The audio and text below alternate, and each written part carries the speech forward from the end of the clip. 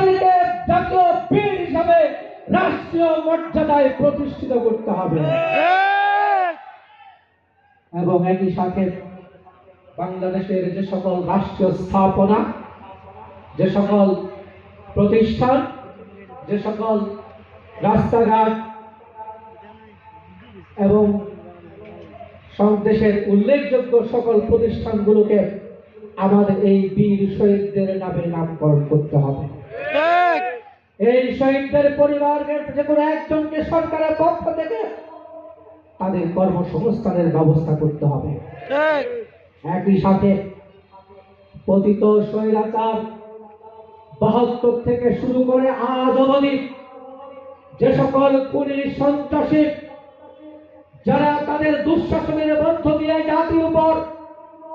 তারা জাতির অবিশ্বাস অবস্থা তৈরি করেছে,